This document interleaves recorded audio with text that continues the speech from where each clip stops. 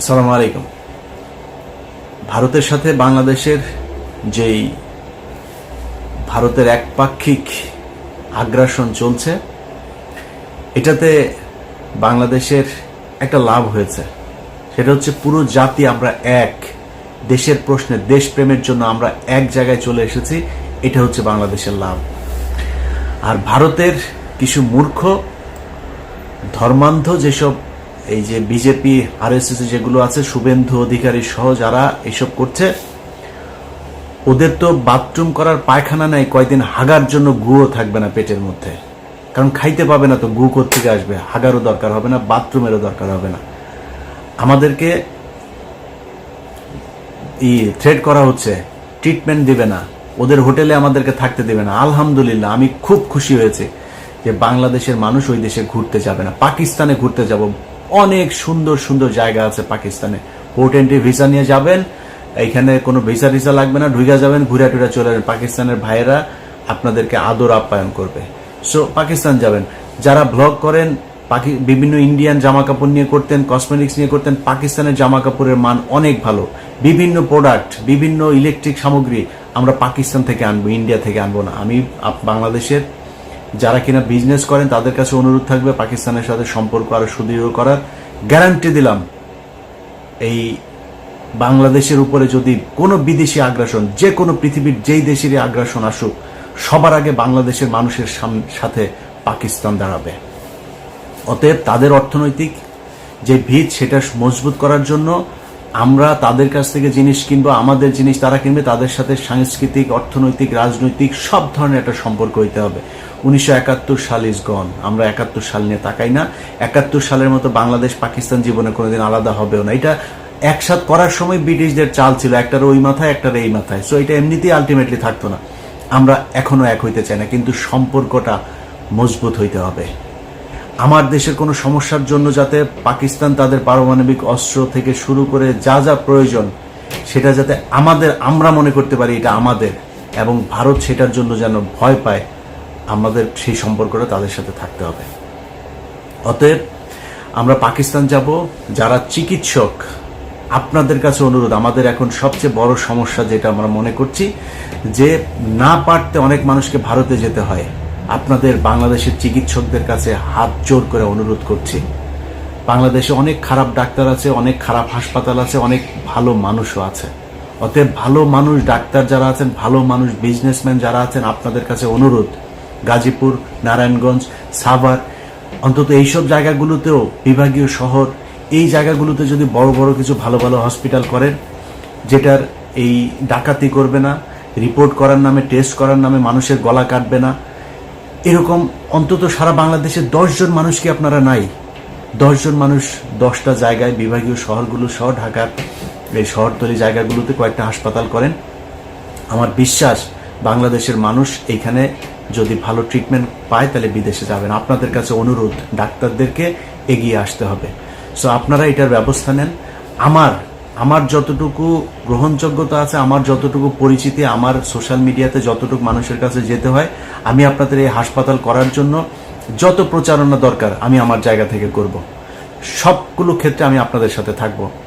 আপনাদের কাছে অনুরোধ, এই চিকিৎসা খাতটাকে একটু বাঁচান, বাংলাদেশের মানুষ যাতে আর ইন্ডিয়াতে চিকিৎসার জন্য যেতে না হয়।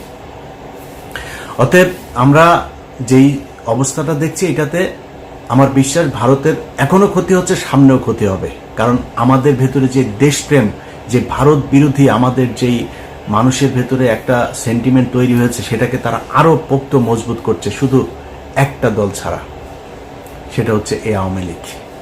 অতএব ওদের বাপের জন্ম হয়েছিল অবৈধভাবে, ওর বাপের হচ্ছে ইন্ডিয়ানরা, আর ওদের ভিতরে রক্তটাও ঢুকে আছে। ওইটা যত আওয়ামী লীগ যারা করে সবগুলি হচ্ছে গিয়া ওদের এই রক্ত হচ্ছে গিয়া, মানে ওরা সব জাউরা। এই জাউরাদেরকে কোনোদিন আপনি পাবেন না। এখনো পর্যন্ত তেনা পেঁচায়া পুচায়া ওদের গ্রুপগুলোতে, আমার আগের প্রোগ্রামটা করেছি না, সেখানে আমি তো ওদের গ্রুপের মধ্যে ছিলাম। সেখানে ওদের কাজ হচ্ছে বিভিন্ন ধরনের আপনার করা, এই যে বানানো, কি বলে, রিপোর্ট, এগুলোরে ওরা এই আমেরিকাতে, তারপর ইউরোপের বিভিন্ন দেশের বিভিন্ন গোয়েন্দা সংস্থার কাছে ওরা এগুলো পাঠাচ্ছে। সেখান থেকে নিজুম মজুমদার ওগুলি ইমেল অ্যাড্রেস দেয়, এই ইমেল অ্যাড্রেসে এইটা লিখে লিখে পাঠান, এইভাবে লিখে দিচ্ছে। তো লিখে তারপরে কি দিচ্ছে যে বাংলাদেশে হিন্দুদেরকে অনেক, আজকে 30 জনকে ধর্ষণ করেছে, কালকে 40 জনের বাড়িঘর ভাঙচুর করেছে, আজকে অমুক জনের ছবি দেয়, হিন্দু একজনের ছবি দেয় ধুতি টুতি পরা, এদেরকে এইভাবে আজকে ইন্ডিয়া পার হয়ে যেতে করছে। তো অন্যান্য দেশের গোয়েন্দা সংস্থা তারা তো আর মানে কচু খায় না, তাই না? তারা তো জানে, তারা তো তথ্য নিবে, তারা তদন্ত করবে, করে দেখবে না এগুলো কি হচ্ছে, এগুলো করছে। আমি বাংলাদেশের হিন্দুদের কাছে অনুরোধ করব, হিন্দুরা আসলে, আপনাদেরকে কোনো কিছু চাপ দিয়ে বলানো হচ্ছে না, আসলে আপনারা হিন্দুরা কেমন আছেন? আপনাদের উপরে আমাদের মুসলমানদের ধর্মীয় কারণে আসলেই কি আপনাদেরকে টর্চার করা হয়? আমি ইলিয়াস বললাম, যদি করা হয় প্লিজ আমাকে বলবেন, আমি আপনাকে লাইভে নিয়ে আসবো, সারা বাংলাদেশের মুসলমানদের কাছে বিচার চাইবে একজন হিন্দুকে কেন এভাবে টর্চার করা হয়। ইসলাম যদি কেউ প্রতিষ্ঠা করতেও চায়, জোর করে আপনার প্রতিষ্ঠা করা না, ইসলামের সৌন্দর্য দিয়েই আপনাকে আকৃষ্ট করা হবে। সো আপনার যদি মনে হয় যে আপনাকে মুসলমানরা টর্চার করে, আপনি আমাদের বলেন, আমরা আপনার পাশে দাঁড়াবো। আমি কথা দিচ্ছি, অনেক মানুষ হয়তো মনে করেন আমি খুব হিন্দু বিদ্বেষ। আরে ভাই, আপনার বিদ্বেষ দিয়ে আমি কি করব? বাংলা পৃথিবীর মধ্যে 180 কোটি 200 কোটি মুসলমান, এত মুসলমান দরকার নাই তো ভাই, বহুত মুসলমান আছে, মুসলমানরাই ইসলাম পালন করেন। আপনি হিন্দু কোন ধর্ম পালন করলেন আমার সমস্যা আছে না, আপনি আপনার ধর্ম করেন ভাই, আমি আমার ধর্ম করব। আমি আমার ধর্মের সৌন্দর্যটা, আপনার সাথে যদি ওইরকম সম্পর্ক হয় আমি বলবো যে ভাই আমার ধর্মটা এই, আপনার ভাল লাগলে আপনি ডিসিশন নিয়ে নেবেন আপনি কোন ধর্ম পালন করবেন। সো আপনাদেরকে জোর করে কেউ ধর্ম পালন করাইতে যাবে না, এবং ধর্মের কারণে বাংলাদেশে কোনোদিন কোনো হিন্দুর উপরেই করে না। যদি সত্যবাদী হয়ে থাকেন তাহলে স্বীকার করবেন, এই বাংলাদেশে সবচাইতে বেশি নির্যাতন হিন্দুদের উপর করেছে আওয়ামী লীগ। অতএব সাধারণ হিন্দু আপনারা যারা আছেন, আপনাদেরকে বলবো আপনারা সারা দেশের সবাই মিলে একটা সমাবেশ করেন, ঢাকাতে একটা ডেট দেন, আপনারা ওই সমাবেশে আসেন, আপনাদের সাথে আমাদের লোকজনও থাকবে আপনাদের সাথে সংহতি জানানোর জন্য। সারা পৃথিবীকে আপনারা জানিয়ে দেন যে বাংলাদেশের হিন্দুরা আসলে কেমন আছে। তারা ভারতের বিভিন্ন গণমাধ্যম দিয়ে সবচাইতে স্পর্শকাতর একটা খবর, আমি সেটা করতে পারি নাই, সত্যতা যাচাই করতে পারি নাই, তাদের ওইখানে লেখালেখি হচ্ছে ডেইলি স্টার যেহেতু ইংলিশ পত্রিকা, ওদের ওইখানে কিছু পত্রিকা নাকি তারা ছাপছে, যেটা তাদের ছাপাখানায় এটা করা হচ্ছে, যেটা বাংলাদেশে যেই কপিটা যাচ্ছে ওই কপিটা না, আলাদাভাবে তারা 100 করে কপি ছাপছে, যেই কপিগুলো পৃথিবীর বিভিন্ন জায়গায় দিচ্ছে। ওই কপিগুলোর ভেতরে তারা এই হিন্দুদের উপরে খুব টর্চার হচ্ছে, সব ঠিক থাকছে, এই দিকের পেজ ওই দিকের পেজ সব ঠিক রেখে শুধুমাত্র হিন্দুদের কিছু নিউজ, এই সংখ্যালঘুদের উপর নির্যাতনের কিছু নিউজ সেখানে ঢুকিয়ে দেওয়া হচ্ছে।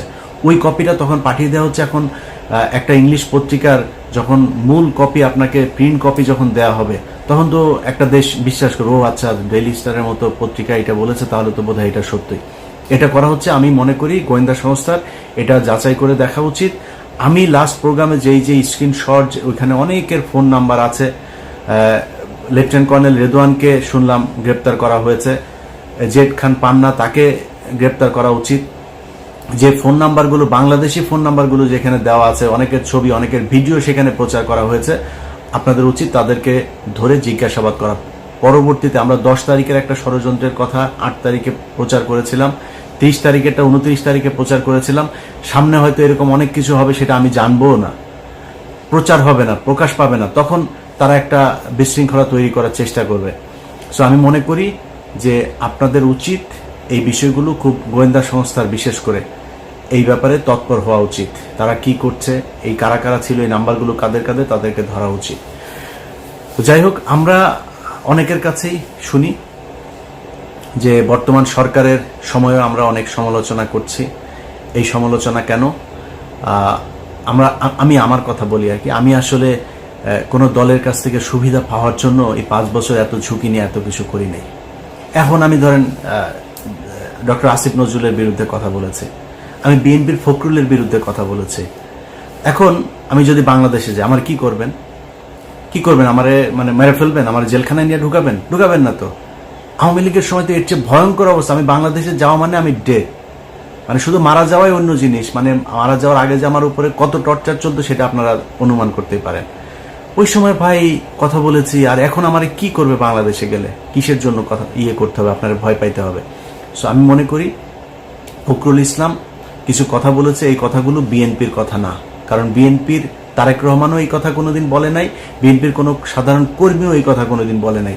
সো এই মির্জা ফখরুল ইসলাম আলমগীরের অনেক কথাবার্তা, এগুলোকে ঠিক করতে হবে। ইসকনের ব্যাপারে, ইসকন নামটা মুখে আনতে আপনার মির্জা ফখরুলের মনে হয় লজ্জা লাগছিল, তার খালি মায়া লাগে আওয়ামী লীগের জন্য। বিএনপির কর্মীদের উপরেও সে চড়াও হয়, বিএনপির কর্মীরা একটু স্লোগান দিলে সে স্টেজে খেপে যায়, তার সাথে কেউ একজন দেখা করতে গেলে সে খেপে যায়।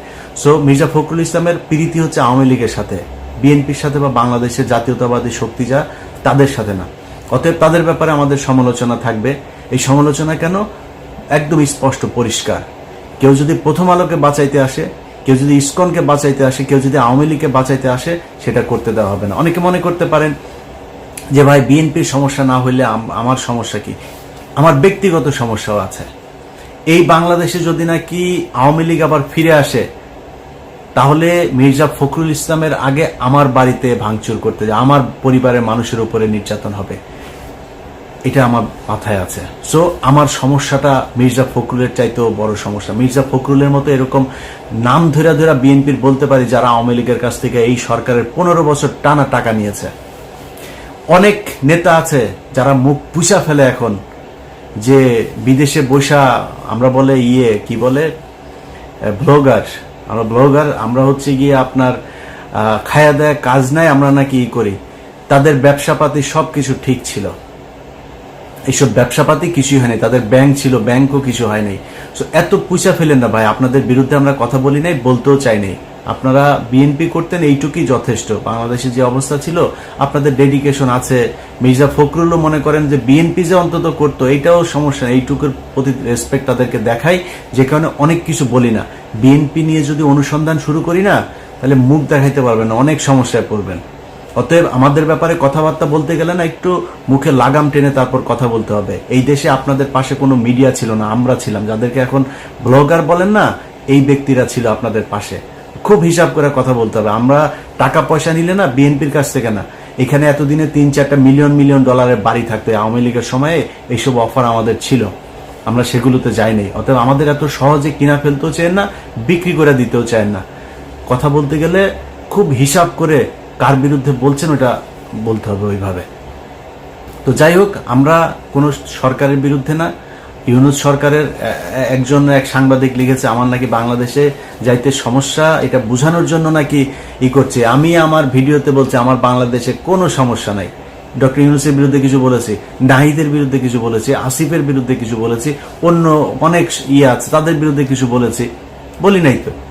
ইভেন কি হাসান আরিফের পুত্রবধূ, সে আপনার করছে, আপনার তার বিরুদ্ধে করছে, সেটা নিয়েও তো এখনো পর্যন্ত কোনো কথা বলি নাই। তো আমরা এদের বিরুদ্ধে তো না, আমরা হচ্ছে বিশেষ বিশেষ ব্যক্তিদের বিরুদ্ধে, যারা প্রথম আলো, ইসকন, ভারত তাদেরকে বাঁচাইতে চায়, ভারতীয় চরেদেরকে যারা শেল্টার দিতে চায়, আমরা তাদের বিরুদ্ধে যদি মরার মতো পরিস্থিতি যদি তৈরি হয়, আমি ইলিয়াস, আমার যদি কোনোদিন ধরেন কোর্টের মধ্যে দেখেন না, পুলিশ আমার 2 হাত পা ধরে তারপরে পুলিশ আমার কোর্টে উঠাচ্ছে বাংলাদেশে, ওইখানে দাঁড়ায়ও আমার সর্বোচ্চ, আমার মুখ যদি চেপে না ধরে, ওইখানে দাঁড়ায়ও আমি ভারতের বিরুদ্ধে কথা বলে যাব, কোনো কিছু দিয়ে ঠেকাইতে পারবেন না। এইটুক ইমান ভেতরে আছে। অতএব আমাদেরকে এই কোনো দলের হয়ে কাজ করতে হবে, কোনো কারোর চামচামো করতে হবে, এই জন্য বাংলাদেশের 2000 মানুষ জীবন দেয় নাই। যাদের সন্তান মারা গিয়েছে তাদের কাছে যা জিজ্ঞেস করেন কেমন লাগে, তারা এই জন্য মারা যায় নাই। এই দেশটা ঠিক হইতে হবে, ঠিক না হওয়া পর্যন্ত যারা ভারতের পক্ষে, আওয়ামী লীগের পক্ষে, এগুলোর পক্ষে দালালি করে যাবে, তাদের ব্যাপারে আমার এই আন্দোলন চলতে থাকবে। আমরা যেটা করছি আসলে এটা শুধুই সাংবাদিকতা না ভাই, এটা বিপ্লব, এটা বিদ্রোহ। অতএব মাথায় রাখতে হবে যে কোনো পরিস্থিতিতে আমাদের উদ্দেশ্য একটাই থাকতে হবে, সেটা হচ্ছে ভারত কোনোভাবে এই দেশে দাদাগিরি করতে পারবে। আপনি চুরি করেন ভাই, বিএনপির লোকজন আপনারা যেখানে যা পারেন, চুরি বাটপারি যা চলতেছে অনেক কিছু, সেটা বলতেছি না, চলতে থাকুক, সমস্যা নেই। টাকাটা বাংলাদেশে থাকতে হবে, কারোর উপর বেশি জুলুম করেন না। আওয়ামী লীগের জিনিসপত্র সব আপনারা টেক ওভার করছেন, আপনার সুইচিং হচ্ছে, কোনো সমস্যা নাই, এটা নিয়ে কিছু বলছে না। কিন্তু ভারতের ব্যাপারে আর আওয়ামী লীগের লোকজনের শেল্টার দেওয়ার ব্যাপারে খুব সাবধান হইতে হবে। কোথাও যদি শুনি কেউ, সেটা জামাতের আমিরও যদি হয় না, আওয়ামী লীগের কারোর করছেন, আমি কিন্তু জামাতের আমিররা ছাড়বো না।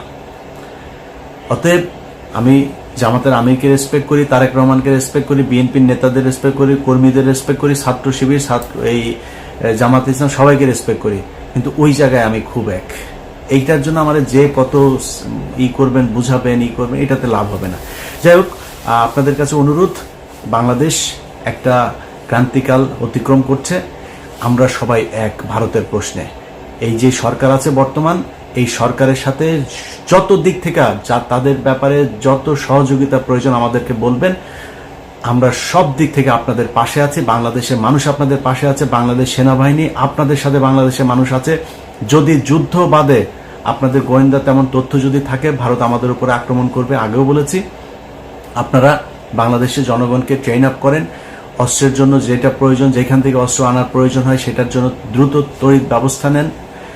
আমরা ভারতের বিরুদ্ধে বাংলাদেশের মানুষ যুদ্ধ করার জন্য প্রস্তুত। এবং অনেকে বলতে পারেন যে ভাই আপনি তো আমেরিকা বসে আছেন, কথা দিলাম এই ভিডিওর সামনে বসে আবারও কথা দিলাম, যেদিন ভারতের সাথে যুদ্ধ বাঁধবে, যদি নাকি পরের দিন আমি ইলিয়াস বাংলাদেশে ফ্লাই না করি, জীবনে কোনোদিন আপনাদের সাথে মুখ দেখাবো না। এই যুদ্ধে প্রত্যক্ষভাবে অংশ নিয়ে শহীদ হইতে চাই, এটা স্বপ্ন। ইনশাল্লাহ বাংলাদেশের মানুষ যেভাবে এক আছেন, সব ক্ষেত্রে আমরা আশা করি যে আপনারা এক থাকবেন। ভারতের ব্যাপারে আমরা এক হয়ে তারপরে তাদের বিরুদ্ধে লড়ব। সবাই ভালো থাকবেন। আল্লাহ হাফেজ।